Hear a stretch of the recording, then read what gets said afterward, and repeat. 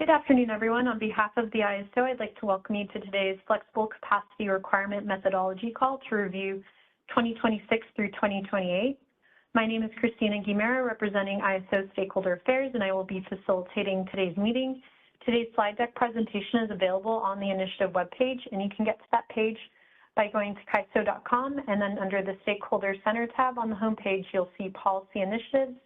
If you click that link, it'll take you to our main initiative landing page where you can then search for the initiative webpage. Next slide, please.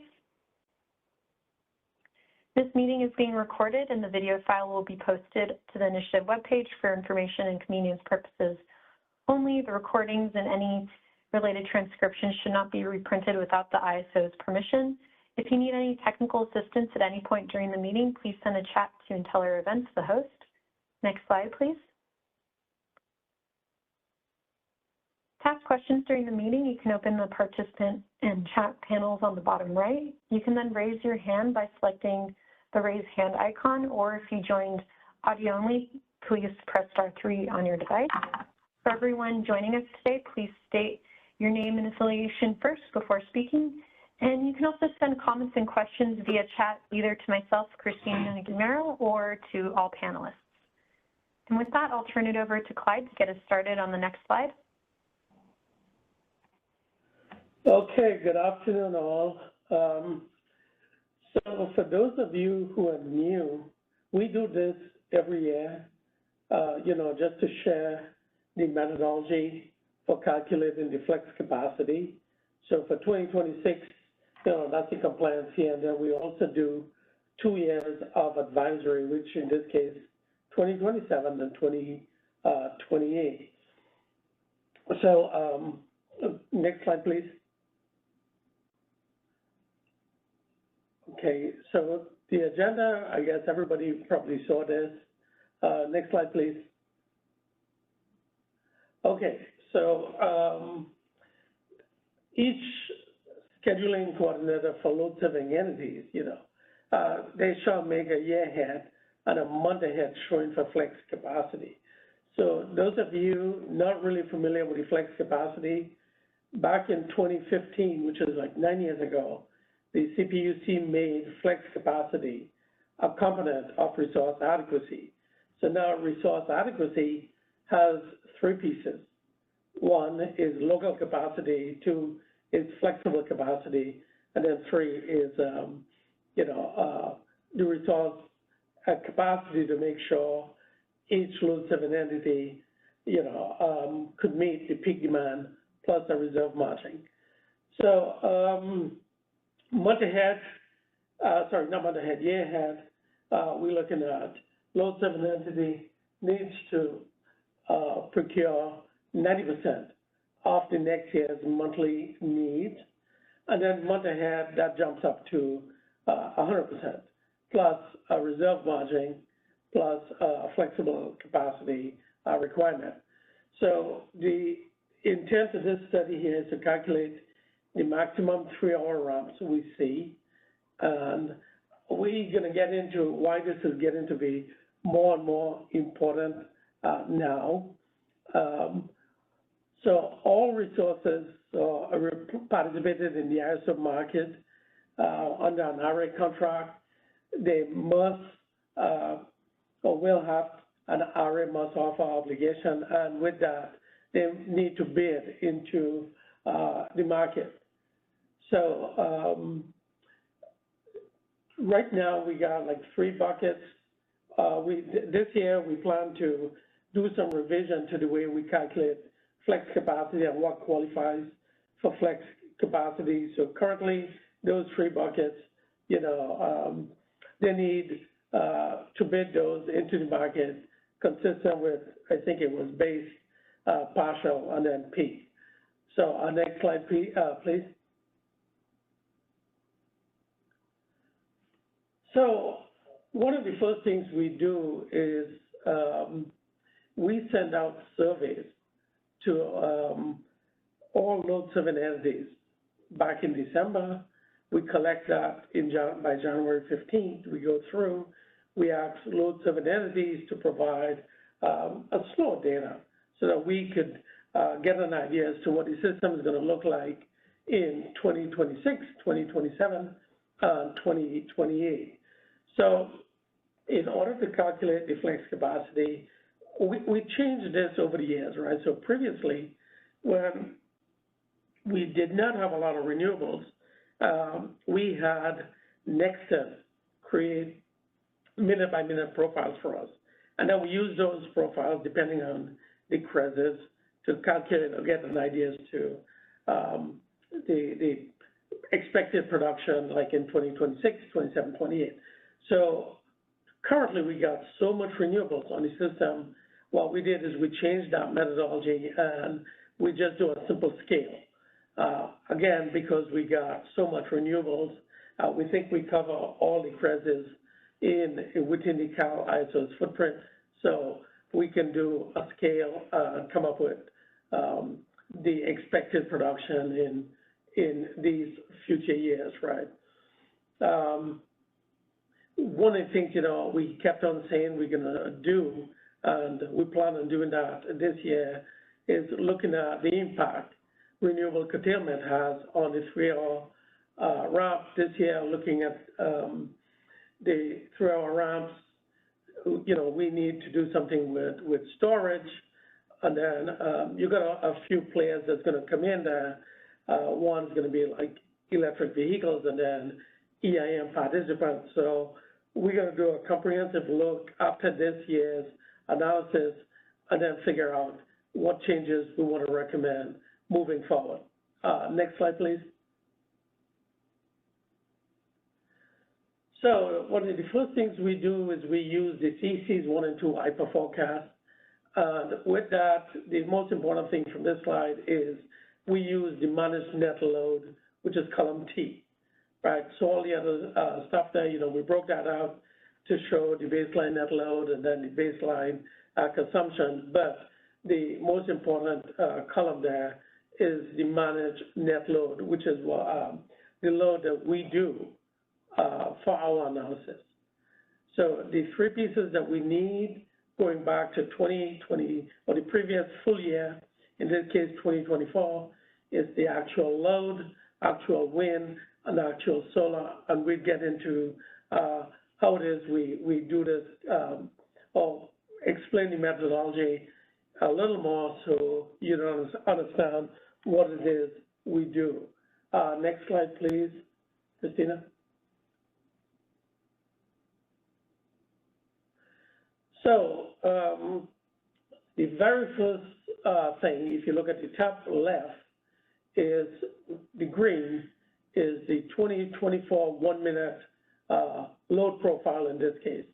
And then we get the CEC's hourly profile, which is that blue hourly profile.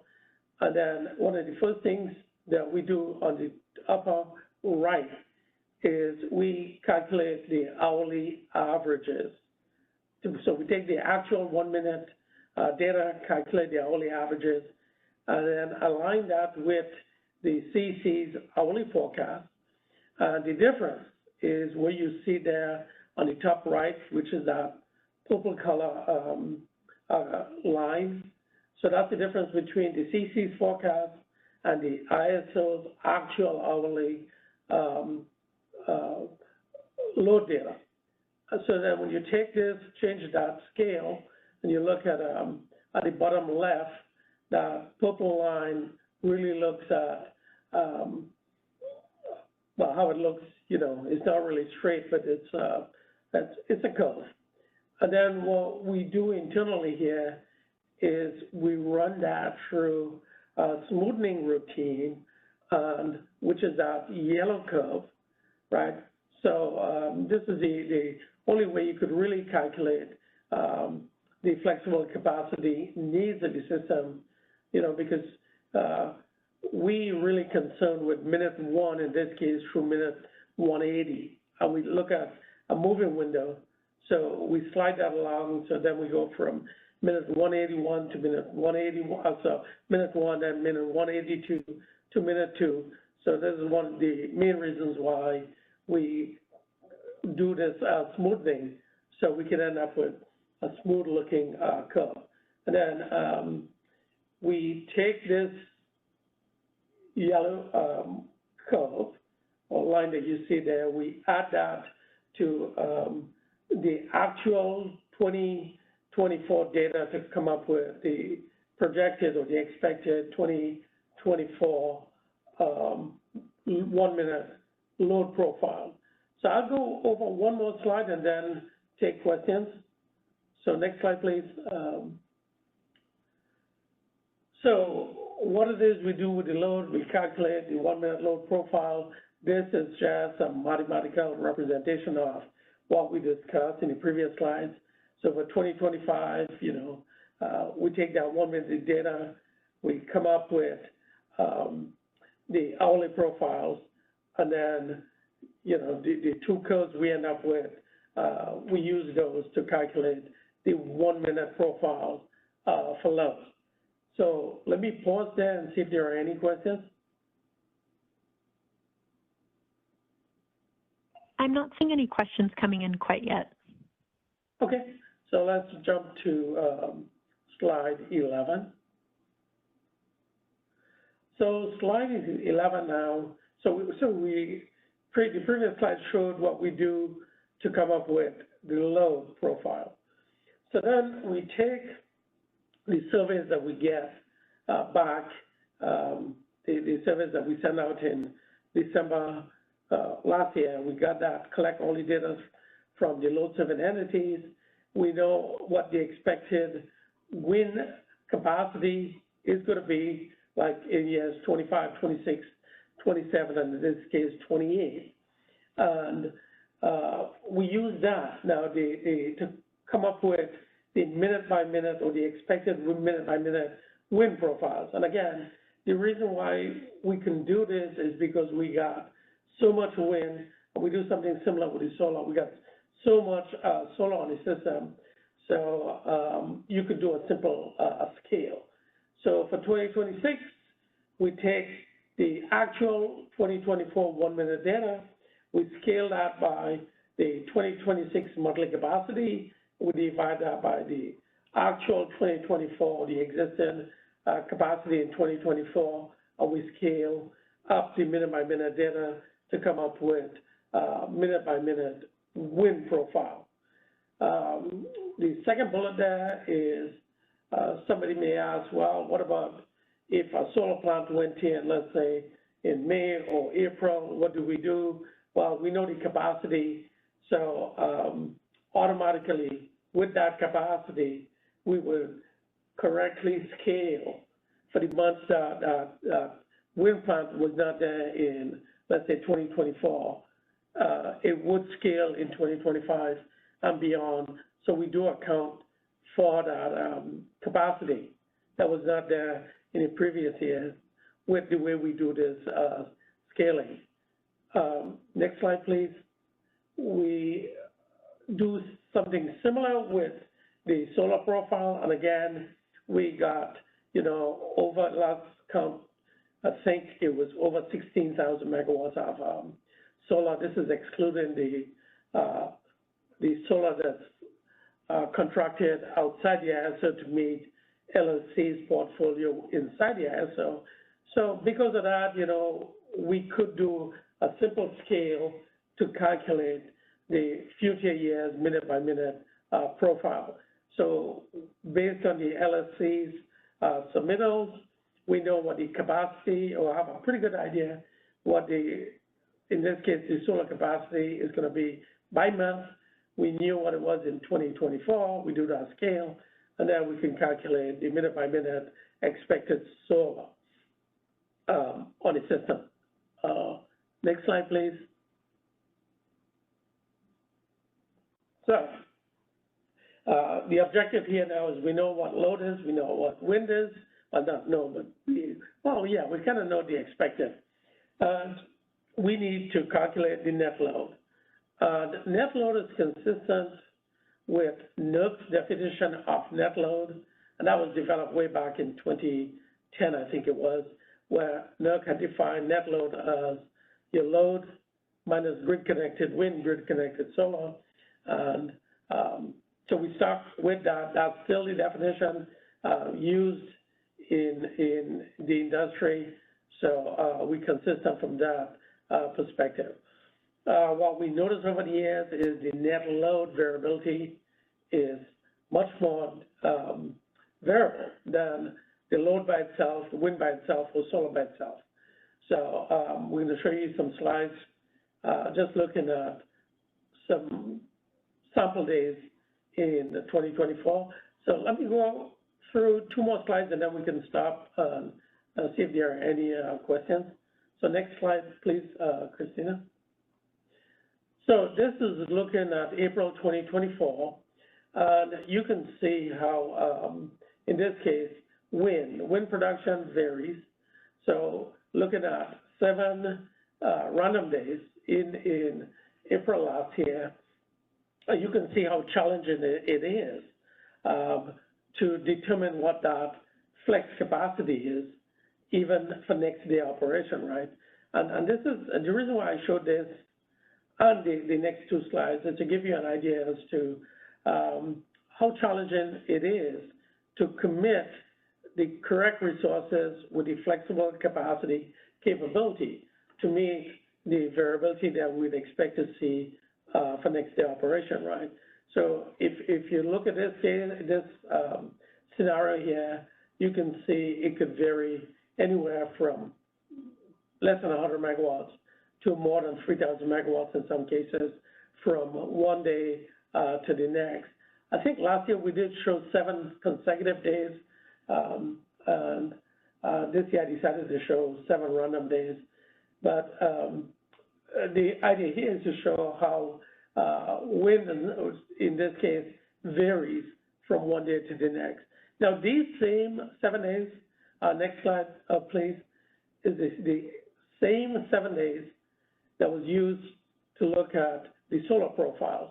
And again, for the solar, you can see it's about, depending on the hour, about 7 to 8,000 megawatts of difference from one day to the day that had the maximum solar.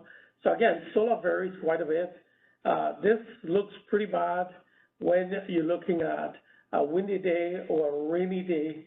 And when we operate the grid, we got to make sure we have enough flexible capacity to comply or to meet the expected variability that we see. So one more slide and then I'll stop for questions. So taking that wind profile on slide 14, the solar profile on this slide 15, and then the load profile that we showed previously. Christina, next slide, please. We end up with, again, this is for the same, next slide, please. Yeah, we end up with a net load, right? So again, this is load minus wind minus solar, and you can see that net load, how it varies, right, from those days that we choose here. So what we're really trying to calculate now is that ramp, that steep ramp that you see on evenings. Now, one of the points I'd like to get across here is some folks, and I remember the first time we presented this at the PUC, some people inaccurately said the ISO's fleet has adequate flexible capacity. And, you know, they were saying, you know, we had over 30,000 and in some cases over 40,000 megawatts. Well, if you look at the net load, in this case, on one of those days, which was day 7, it was pretty close to 0, that net load pretty close to 0. So on this day, this is already taken into consideration curtailments. During the middle of the day, you know, we try to charge a lot with batteries. So that helps raise the belly of this duck on these days. So the idea here is to look for every month to see what's that maximum 3-hour ramp we'd expect to see. And so we take that maximum ramp and then and they do an allocation to assign load serving entities a portion of that 3-hour ramp. Now, this 3-hour ramp, and I'll show you some slides where it's increasing over the years. Now, back to the previous point I wanted to make is when you're sitting pretty close, net load close to zero, you got to remember on the ISO system, we got over 5,000 megawatts of non-dispatchable gen. So when you take 2 nukes into consideration there, the geothermal, the biomass, biogas, run-of-the-river hydro, you're pretty close to 5,000 megawatts. So when this net load drops down low, it's a concern for the operating engineers because we got to do a few things. We got to make sure, one, we got enough flexibility. 2, we got enough reserves, like contingency reserve, enough regulation. Because one of the things, a lot of people not aware of is when we operate the grid, we have an obligation every minute to do a calculation and report that across a month. So we do this, average it across a day, average it across a month to tell NERC on any given day, and NERC is the North American Electric Reliability Council, well, did we support the interconnection frequency the previous minute, or did we lean on the interconnection? So this is a very important calculation that we do. The Cal ISO, we were instrumental in letting NERC realize that flex capacity was one of the 3 essential grid services. So back in 2014, I think it was, NERC had created a work group to identify what would it take to integrate more and more renewables into the grid. ISO New England, they had a problem with voltage, so they identified voltage as an issue. ERCOT had identified frequency. And then I happened to be on our work group, and I had said flexible capacity was a concern we have out west. So NERC made those 3 requirements essential grid services. So again, it's frequency, voltage, and flex capacity. So again, one of the things, one of my area of responsibility is to look at the system every minute, the previous day, to see how well we control, right? The general public doesn't see this. So when we say we need flexible capacity on the system, and there's a reason why we say flexible capacity is important, because we got to make sure we balance the system every single minute. Now, there are days where, it's okay to fail a few minutes, like this standard, and you guys can go back and check. It's called BAL 001. That's one of the NERC standards on the NERC website. When NERC developed this standard, it was not expected that you pass every single hour in every single day. So in other words, I can fail, let's say 4 hours today, I can fail 6 hours tomorrow, and you do your best, using good utility practice to make sure you can meet the variability or the expected variability next day. What NERC did not envision was, well, if you're failing the same hours every day, then you have a problem, you need to fix that problem. And what was happening, if some of you remember when we started doing this analysis, we had a significant problem during sunset when we were losing the solar. Then we saw a coincident increase in load, and that increased the ramping needs on the system, right? So back in 2014, 2015 timeframe, that expected ramp was about 15,000 megawatts. Today, I'll show you where that actual ramp was closer, that we saw last year, to over 19,000 megawatts, and that's a lot. So the point here on this graph, when you look at this, you got to think, well, you're close to zero as your net load. We do a lot of exports during the middle of the day, but then again, if your system looks like this, you can only commit about 5,000, roughly, 1,000 megawatts of flexible capacity, because as I said, you got non-dispatchable gen that's part of the fleet. Those are going to be online, right? Those are, the geothermal, biomass, biogas, run-of-the-river hydro. That's RPS. They qualify for RPS. So you just cannot shut those down because they meet part of the LSC's portfolio. So just think without doing any studies, I'm sitting close to zero. I got to meet 19,000 megawatt RUMP. I only committed 5,000 megawatts of capacity that's dispatchable. And the question here is, how do you meet that RUMP? Okay, so this is one of the things, we seriously need to revisit this year. We have the short-term forecasting group, plus a couple other folks going to be looking at, well, how it is, what it is we need to make sure we can meet these RUMPs moving forward, right? Do we need to do something different in terms of the external entities or external balancing authorities? Because as I said, these RUMPs are increasing. The lowest we have seen this so far was, I think it was like below 300 megawatts net load. But if you take into consideration curtailments, right? So let's go to the next slide and then I'll stop. So this next slide here shows you in 2024, April, this was April 20th, the minimum net load we saw was about 273 megawatts, I think it was, that red dotted line. And that RUMP was 19,215 megawatts. Now, again, point here is if you could only commit about 5,000 megawatts of dispatchable gen, you got to make sure you have enough contingency reserve to cover contingency. You got to make sure you have enough ramping capability.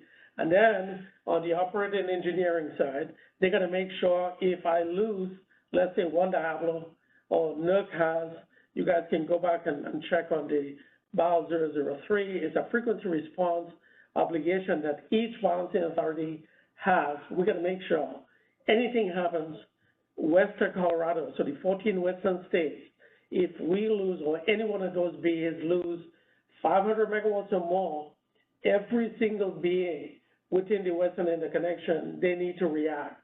And they need to react within 52 seconds, else you could end up with non-compliance, right? So we got to make sure when we operate, we could meet not only the flexible capacity needs, but we need to make sure the committed fleet could meet the frequency response obligation that NERC placed on us. We need to make sure we comply with something called Control Performance Standard 1, which is looking at how well you control the grid on a minute-by-minute basis. So even though we run a market which runs every 5 minutes, we make sure we find the cheapest gen internally plus the interchange to meet our forecasted demand. But remember, the market does not look at system frequency. But when we control, we got to make sure we keep frequency in check. We meet the area control error, keep that in check. Else, we can incur fines from NERC. In real time, we got several standards we need to comply with. This flexible capacity is just one of the standards we need to comply with. But again, looking at this 19,200 megawatts, it's a lot of RUMP, and it's not that we could commit. So on a day like this, your load is, your peak demand is less than 25,000 megawatts. You have pretty close to 20,000 megawatts of renewables. The easy thing to do is to curtail a lot of renewables. But my CEO has said to me one day, is the last thing he wants to see is we curtailing renewables on a regular basis. And he goes, you guys need to figure out how to minimize renewables curtailment. And that's one of the things we do here at the ISO. We do everything to make sure we comply with all the NERC standards, and we try to minimize curtailments, right? So I would pause here for questions. I'm not seeing any hands raised at this moment. Okay, so let's move to slide 18. So slide 18, we did a sensitivity here, right? So again, this is looking at April 20th. So that blue line is the demand on the system, which is similar to the previous slide. And then that red solid line is the net load, which is, again, load minus wind minus solar. So this is the actual net load that we see on the system. This is the actual ramp that the operators control to, and the actual 3-hour ramp that they see on the system. So what we did is we went back and said, well, on this day, we had batteries charging, which is that green dotted line. So what about if the batteries were not charging? What was going to happen to the net load? So when you put back the batteries charging, not net load, you can see we dropped below zero, right, on that dash green line. And then we did the same thing with the curtailment. So we curtailed quite a bit on April 20th. So if you add back that curtailment, net load was going to look like that green solid line. And then we looked at, well, what about if the batteries were not charging, the wind and solar were not curtailed, what was going to happen? So that red dotted line is really where that net load was going to be if we had no batteries charging or no wind and solar curtailment. So you can see that's almost minus 5,000 megawatts, right? Which is again, negative. You know, there was one time you asked me if we'd go below zero. I tell you, that is kind of like iffy, right? And again, the reason back then why I was, thinking it's iffy, we got over 2,000 megawatts of dynamic schedules on the system. And those are jointly owned units, right? Like the Palo Verde and the Hoover. They entities in California own portions of those units. So that production comes into the ISO unless the load serving entity, they find a way to send that back out. So anyway, we've seen a lot of projects. EIM is helping quite a bit. The extended day-ahead market is going to help quite a bit with this. So an entity knowing that we're going to have excess energy in the day-ahead time frame, they could commit resources in a smart way. See, today, if we have excess energy in real time, we got 4 NERC standards we need to comply with. And if a balancing authority, let's say they commit the resources the day before to meet the demand next day and incorporate the flexible needs, if we call, and I've been in the control room many times where we called neighboring Bs and say, hey guys, we got free energy. And at that point, they cannot use that energy because they're not going to shut down a flexible unit, let's say in their system, take free energy from the ISO and risk failing one of these real-time standards, right? Because they come, every one of those real-time standards, they come with at least $1 million in fine per event. So we can have multiple events on the same day. So you've got to make sure when you commit your resources, again, you could meet all the expected NERC standards and the requirements on any given time frame. So one of the biggest challenges here too is on that 3-hour ramp. And I think I have that covered in another slide where if we in that ramp, we got to make sure, let's say we lose Diablo, we got to make sure we meet that ramping needs, plus we could recover from that contingency. And so you got 2 different ramps here. One is you got to meet that ramp on a minute-by-minute basis, and then for the contingency reserve to replace that lost unit, or it could be a tie that's coming into the ISO, we got to replace that within 15 minutes. 15 minutes, NERC's pretty strict. 15 minutes and 4 seconds is late, and that could come with, again, $1 million in fine, right? So when we operate, we got to make sure we can meet the flexible capacity requirement. And again, I keep repeating myself, but everything else that we need to comply with in real time.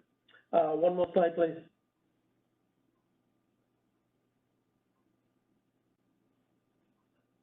So on this slide here, it showed the actual ramp. And again, this is the net load, and this includes, curtailments, and if batteries were charging, you can see, that's included in here. But one thing that you can clearly see here is almost every month, the 3-hour ramp is increasing, right? So in 2024 timeframe, you know, the minimum that we saw was in December, but other than that, everything was above, you know, 17,000 megawatts. April again was 19,250 megawatts. That's a lot of ramp again in 3 hours. So when we do this flexible capacity, keep in mind that we cannot commit 40,000 megawatts of capacity on a 20 or 25,000 megawatt load demand. So this is why I keep telling folks the flexible capacity needs is not what we think it is, only because the 3-hour ramp or the maximum 3-hour ramps that we see, it happens on weekends, right? Because the wind and solar does not know the difference between a weekday or a weekend, but the load demand on a weekend is low. So you tend to see maximum ramps, which is, again, load minus wind minus solar. So the ramps, they happen on weekends, the maximum ramps, and we got to make sure, you know, you commit the right resources. And what we're seeing today is in some hours, we got to do things with resources on the ties to help meet those ramps. So one more slide, and then we can stop for questions. Slide 20. So slide 20 here, this shows, again, this is kind of repeat for the previous one where we showed on, what day was this?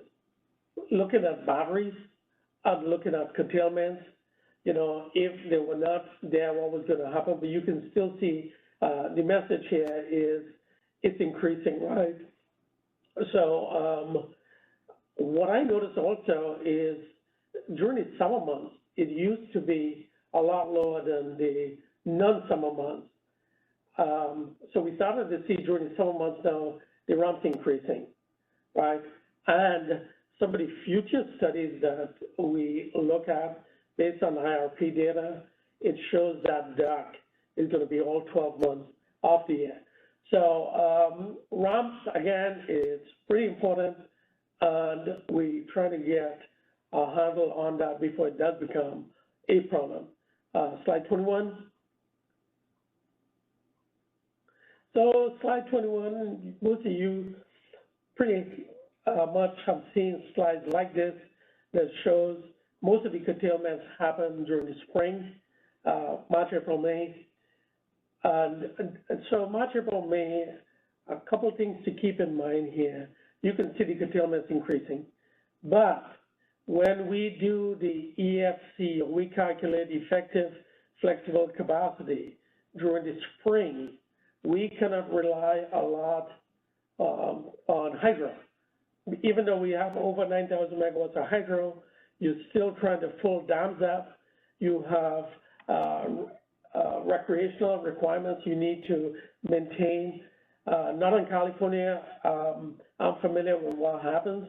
Most of that water you try to save, right, or judiciously use that water so you have that water available for when the price of energy is high in June, July, August, and September timeframe. So you do not really use hydro to give you that ramping needs in the spring months. So again, when we do the effective flexible capacity capability, and we think we can get a lot of flexibility from hydro, no, we cannot, right? So that's another thing we're going to revisit after this study to really show what it is, you know, that's providing the flexibility that we need on the system and try to tailor these studies to reflect that. Slide 22 shows on an hourly basis, and this is, you know, nothing new here. Most of the curtailment happens between sunrise and sunset. And again, what we can see from this slide is the curtailment has been increasing over the years, and it is going to increase. I just completed a study looking beyond 2030 timeframe. Based on that studies, and again, looking at the IRP, CPUC's wind and solar profile, looking at the CEC's data, those ramps increased significantly in a 3-hour time frame. So with that, I don't think it's ready to be published yet, but it's just an FYI. The ramps are increasing, and we need to figure out how it is we're going to meet those ramps moving forward. Slide 23. Slide 23 is just a breakdown of those two previous slides. Show you most of the curtailments is with solar, which is yellow. The very top, the green, is wind curtailments. And two things come into play here. One is we got economic curtailments. So if a wind or a solar plant thinks the price is right, they're going to bid a price where we could curtail them. And then if, but we just cannot go after a wind or solar price. Let's say the price is not negative or if they did not bid curtailment to be curtailed. We just cannot go and say, well, we're going to curtail wind and solar on the system, right? So with that, on a day when we have too much gen on the system, you know, we would see the system frequency above 60. We would see area control error, you know, high, and we would do certain things, right? We go out there, ask for deck bids. We go out in the radio and TV, you know, asking for people to curtail, ask for deck bids, only to get the oversupply under control, right? Now, next slide, please, 24.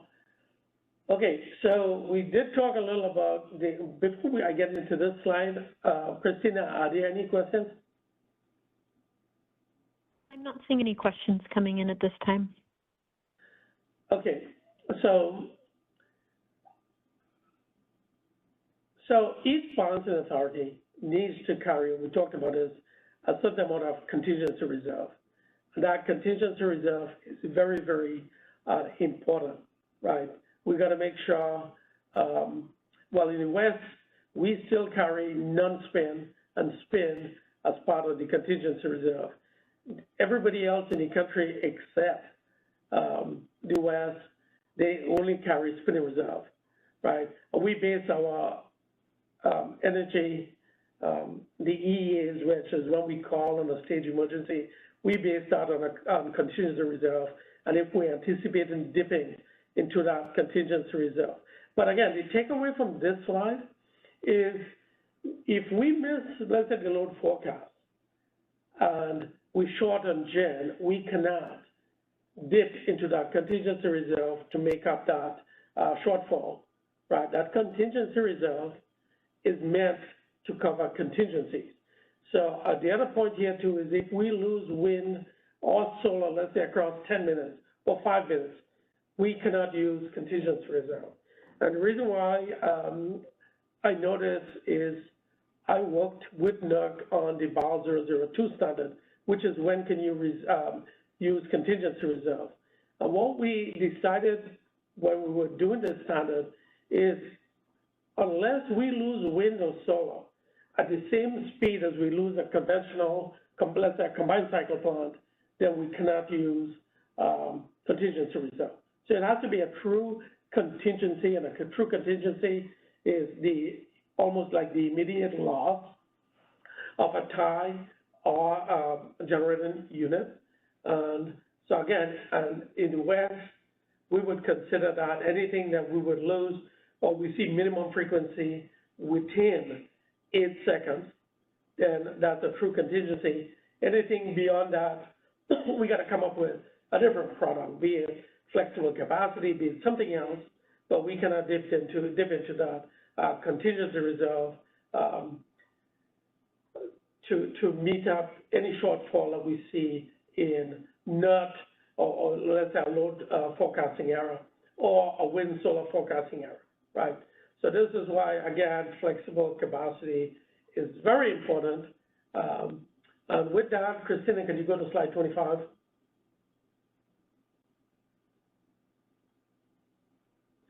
So slide 25 was something new.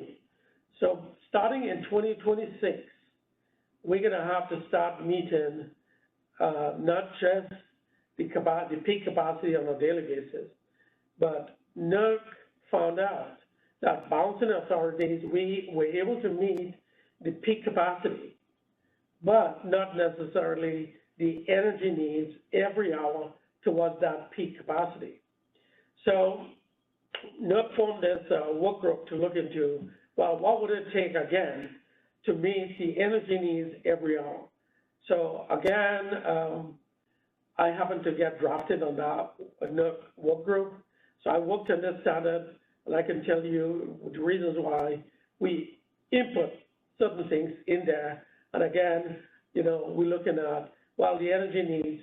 And again, this is not only looking at the 3-hour flexible capacity needs. So anytime during the day, we need to make sure, looking at the flex capacity up, flex capacity down, do I have enough committed resources with enough flexibility so I can move down or up within that operating hour.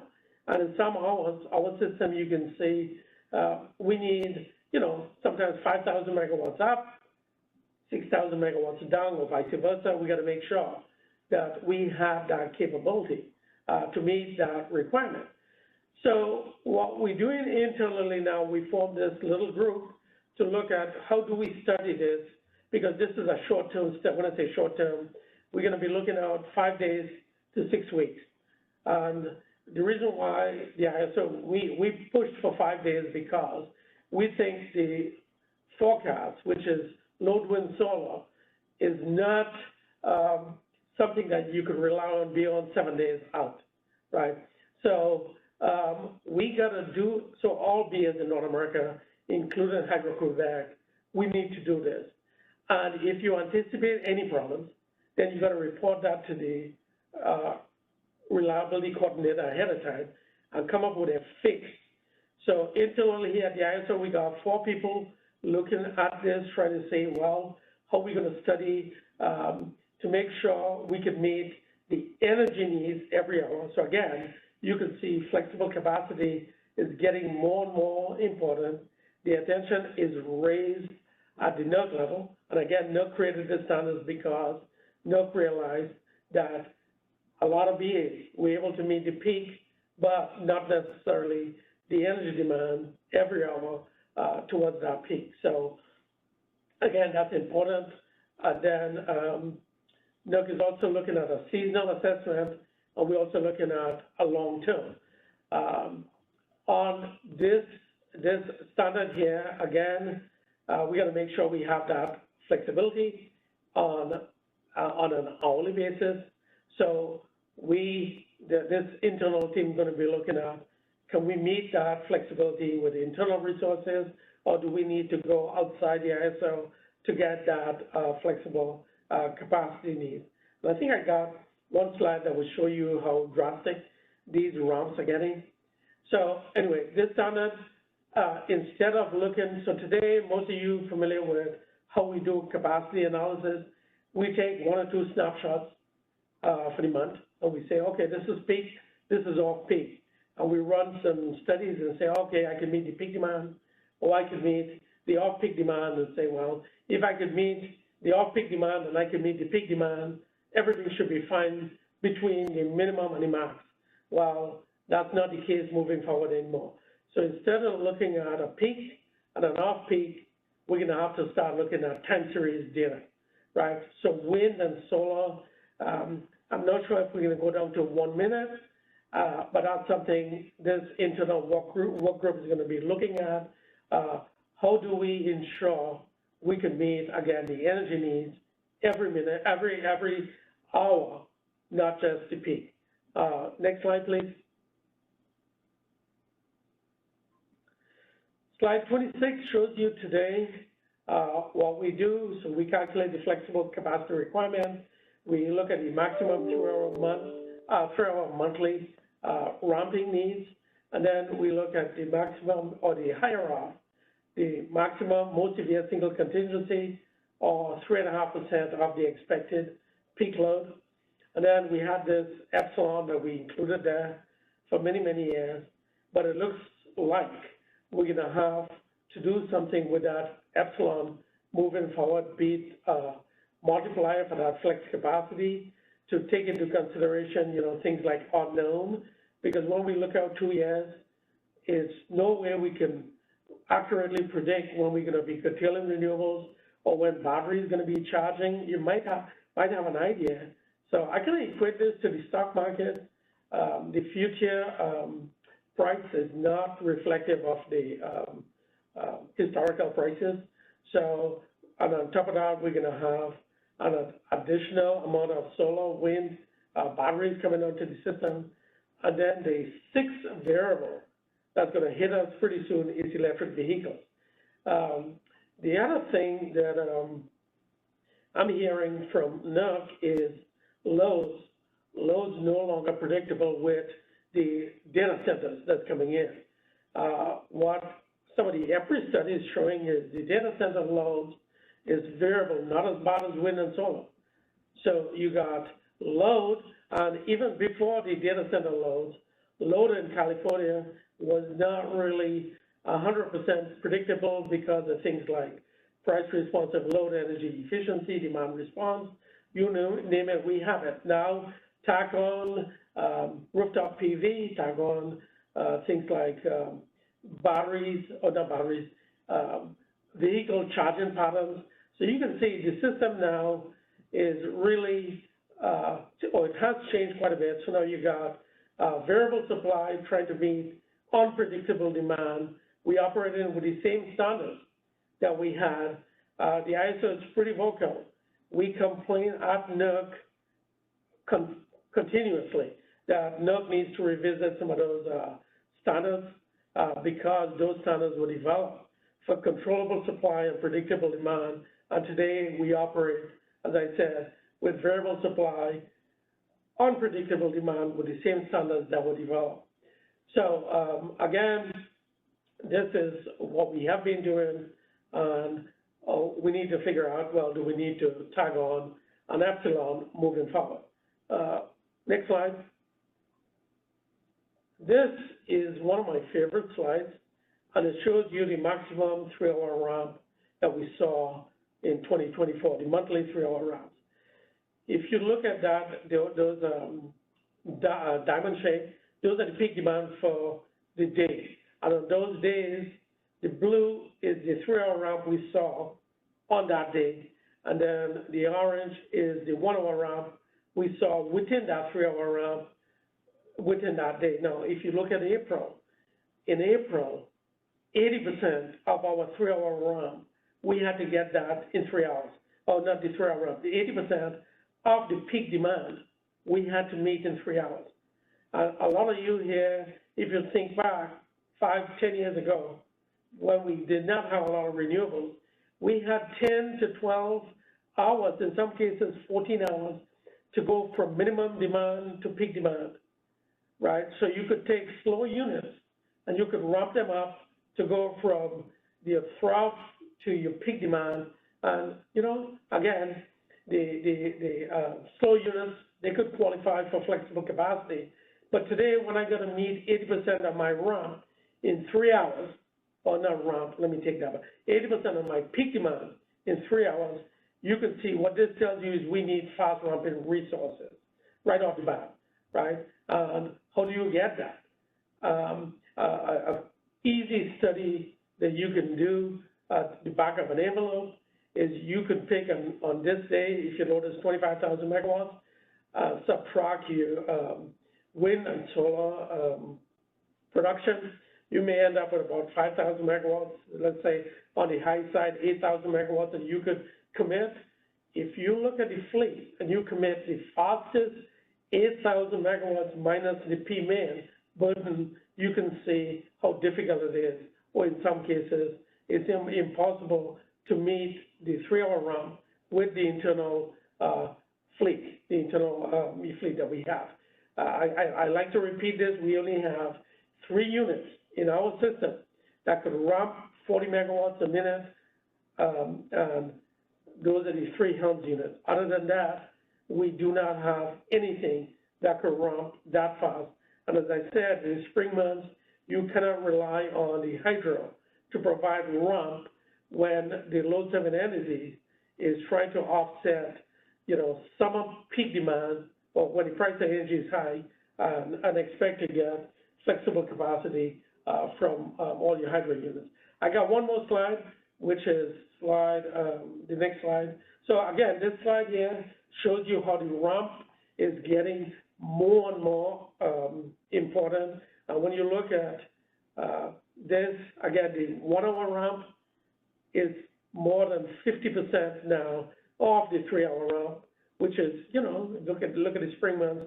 And then the 3 hour rump now, it's 60, 70% during the spring months of that peak demand. So again, very important slide, something that we all need to look at to see how that rump is getting to be more and more aggressive. My last slide is slide 28, Christina. So with the surveys that we sent out, we collected all those surveys. We going through the submittals to see, the data. So far, everything that we looked at, the LSC submitted the data we had asked for external resources, some of the things we wanted to know. Are they dynamically scheduled into the ISO or not? So we have that information so we can correctly calculate the expected rump that we would expect to see on the system. And again, one of the reasons why we focus on the dynamic schedules is the dynamic schedules, we got to cover the variability that we see on the system. Even though it comes through on the ties, we're responsible for the variability that we see on the ties. Now, with this is my last slide, and I'm going to take any questions with the first 28 slides that we went through.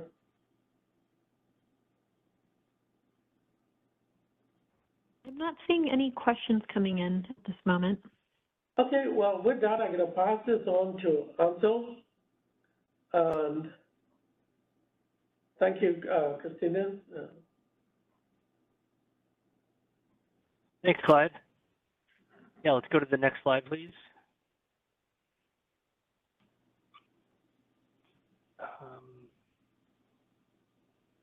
Let's see. Let's go ahead one more.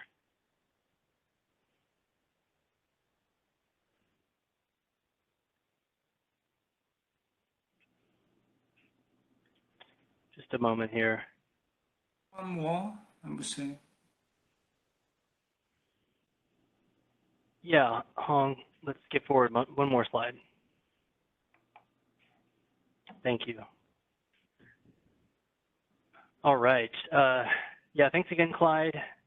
So my name is Ansel Lundberg. I'm on the Market Policy Development team at the California ISO working on resource adequacy policy. And I just wanted to take a moment here on this recurring stakeholder call to cover a couple things related to our policy development efforts related to resource adequacy. So Clyde covered well kind of the existing FlexRA methodology and any modifications for the upcoming period, as well as what we've received through the regular survey process. But I just wanted to share with our FlexRA stakeholders a couple updates from the policy working group. So as the title mentions, this is a little bit beyond the scope of today's discussion, but for the audience we have here today, we thought it would be relevant to just share an update here. So as you may know, the ISO held a RA modeling and program design stakeholder working group over the past few years. And we have now, as of several months ago, we switched to the policy development process. And we met a week or two ago to discuss the direction we are leaning for our straw proposals as a part of those initiatives. And FlexRA has not been covered in those recent discussions, although it was discussed several times in the working group meetings. We shared some of the perspective that Clyde touched on today, and we also heard from our stakeholders about the challenges that they have with the program as it exists today. So I wanted to flag this because although we did, as I mentioned, not touch on FlexRA directly in the recent straw proposal development working groups or workshops, we have indicated in the final discussion paper and recommendations that we posted last summer as the outcome of the working group that we would take up FlexRA policy once again, along with a few other items that we promised to revisit with stakeholders. So this is kind of an opportunity to talk about the tariff language as it exists today and our current FlexRA program, and again, talk about those challenges that stakeholders have with the program and how we can consider potential reforms to improve it.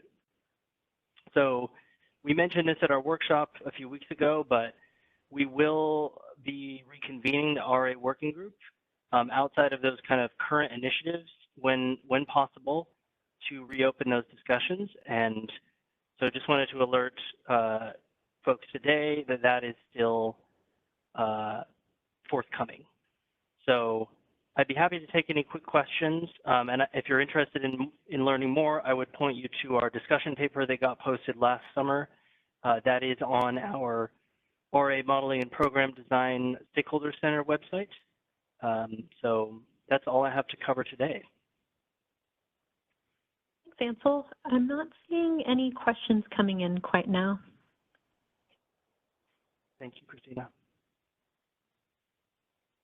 You can move to next one, Christina. Thank you. This is Hong, and the Clyde and Ansel has done a great job to cover what the flex requirement, FlexRA is, and how many pieces of information we need to process to get the estimation of the requirement we need to next year or future year.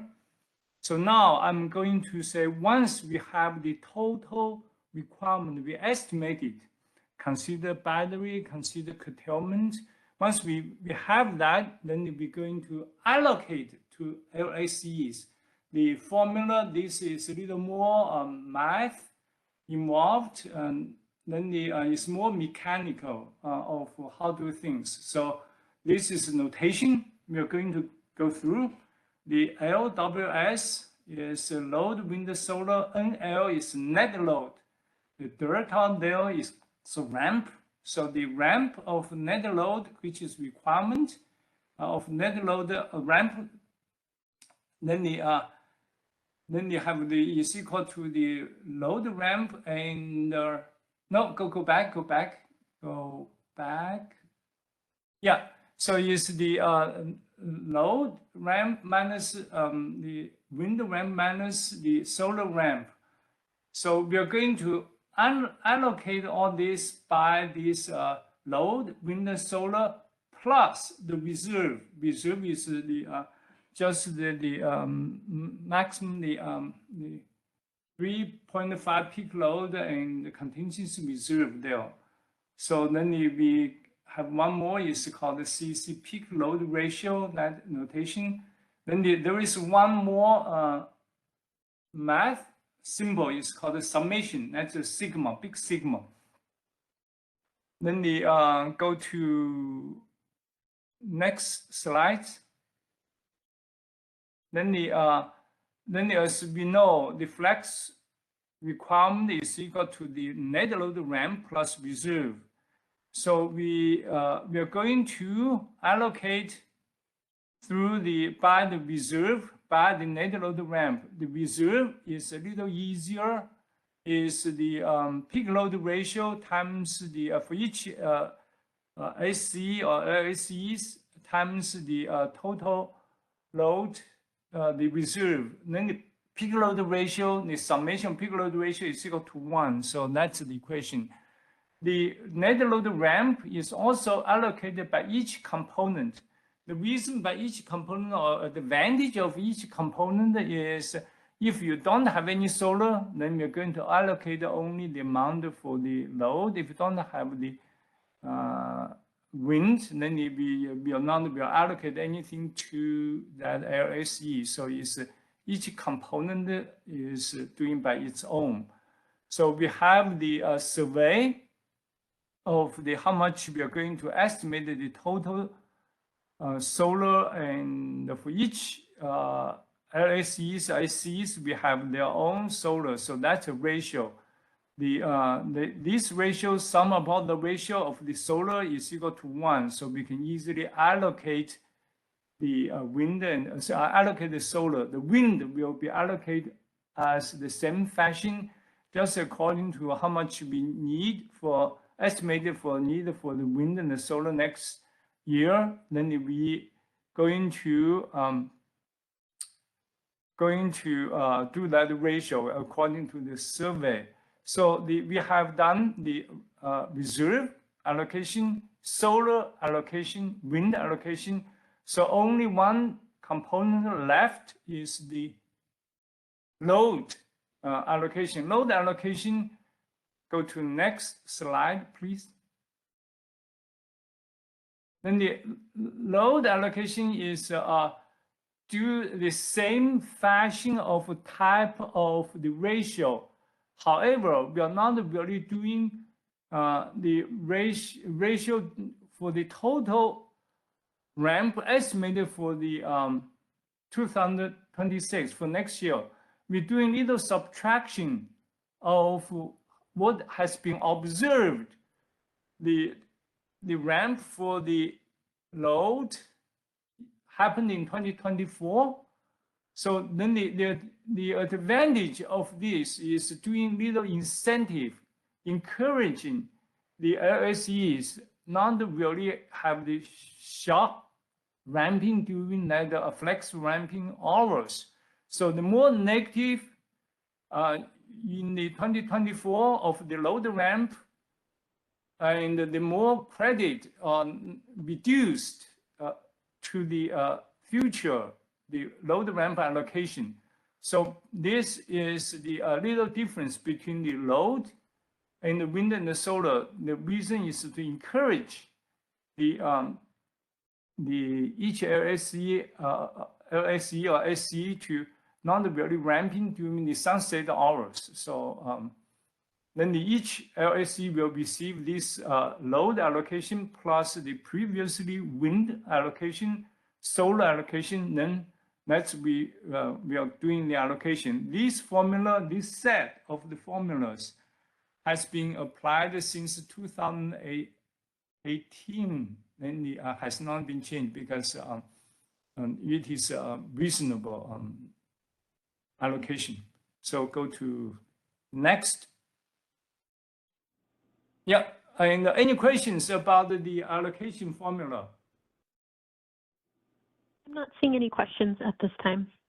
Yeah, now, thank you. The next set is the availability assessment of hours. So that is a little more straightforward. Go to next. So we're use the CC's upper data to describe the in previous slides. Then is the we have the hourly load per month. Then we choose the top 5% of load hours in each month. Then we find the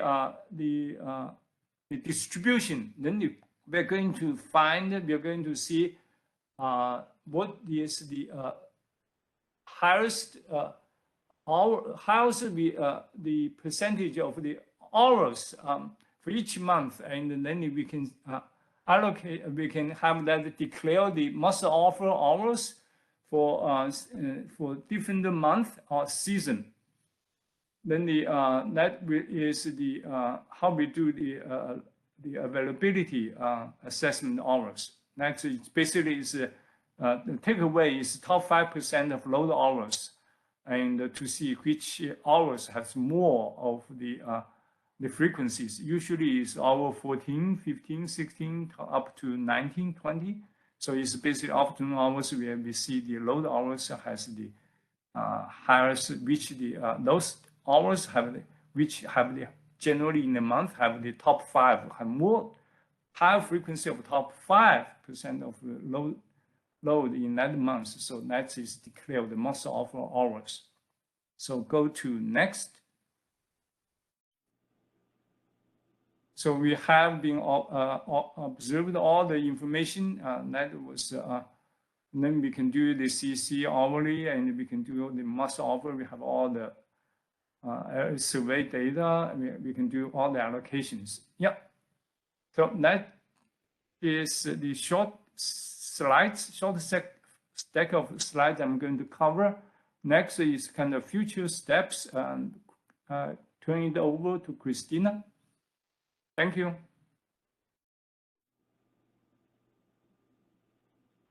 Thank you, Han. So before we wrap up today, here are some long-term next steps to be aware of. Comments regarding today's call will be due on March 10th. There will be another stakeholder call on preliminary flexible capacity and availability assessment hour requirements for 2026, 27, and 28 on April 8th, 2025. And comments for that call will be due April 22nd. Then flexible capacity and AAH requirements for 2026, 2027, and 2028 will be published in May 2025. Additionally, final flexible capacity and AAH requirements for 2026 and projected requirements for 2027 and 2028 will be issued in May 2025. And next slide, please. For immediate next steps, please again submit those comments related to today's call by March 10th, 2025 on the initiative webpage linked here. If you have any questions that come up, you can always email us at isostakeholderaffairs@kaiso.com. Before we wrap up, I'm just taking one more moment to check if there's any questions, and I'm not seeing any come in, so we'll go to our final slide. Next, I just have a quick announcement. For insights into the ISO grid and market operations, you can always be on the lookout for our Energy Matters blog, or you can always subscribe. And with that, we'd like to thank you so much for joining today's discussion. As a reminder, this meeting was recorded for informational and convenience purposes only. The video file will be posted on the initiative webpage. We thank you so much, and we hope you have a wonderful rest of your day. Thank you. This event has concluded. Thank you for using event services. You may now disconnect.